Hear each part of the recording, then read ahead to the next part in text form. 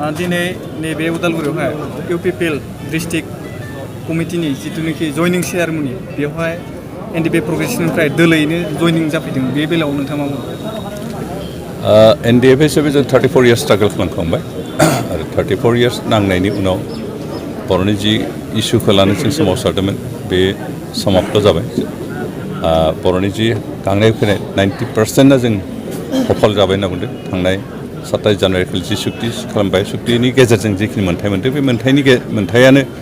अन्तत बर'फोरनि आंखालनि 90%खौ सल्भ खालामबाय आरो बेनिखायनो जिहेतु सशस्त्र संग्राम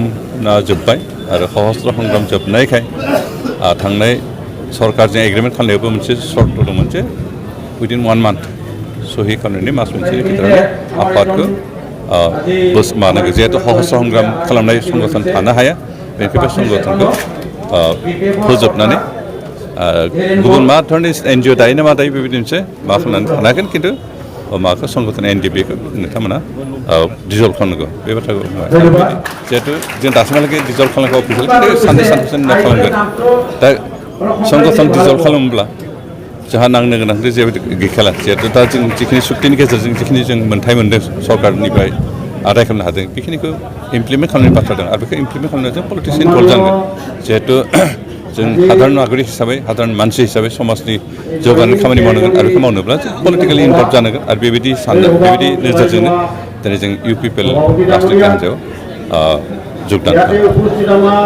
फैबाय थानाय बिसायख'थियाव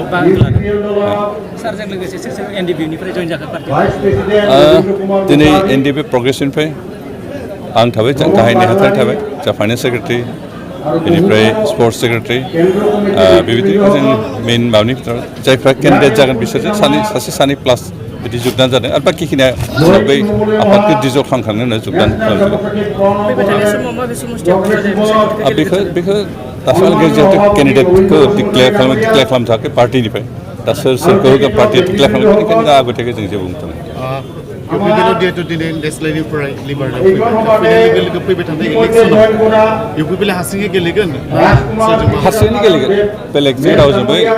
एलायन्स जानायनि कुइसन गैया बे हारसिङैनो गेलेगोन बिपिएफनि दा बिथांमोना बुंदों जे नैबे समाव बिपिएफआ माने बिजेपिखौ लानानै गेलेदों बेराफारसेथिं बिथांमोना हयथ' माखासे माने बिथांमोननि जि वार्कार बिथांमोना एसेबो गोसो गैया दा बे बेलायाव इउपिपिएलआ माबायदि स्ट्रेटेजि लागोन जोंथ' जोंनि लाइनाव थांगोन जों रावजोंबो बिदि एलायन्स जानायनि खोथा गैया दा बिपिएफआ मा सानो बिथांमोननि बाथ्रा बेनि सोमोन्दै आं जेबो कमेन्ट खालामा लास्ट मोनसे बिजेपिखौ लानानै बिथांमोना जोबोद माने आशाबादि खिन्थु बिजेपि गैयाब्ला बिथांमोना खिन्थु एसे देरहानाया माने स्ट्रंलि माने मा पलिसि दङ इउपिपिएलआव बिथांमोननि बिपिएफआ बिजेपिजों थानानै गेलेयोना गेलेया बे बिथांमोननि बाथ्रा जोंहा बिथांमोनजों जेबो लेना देना गैया जों इउपिपिएल हिसाबै हारसिं गेलेगोन आरो हारसिं गेलेनानै देरहानानै सरकार नोजोर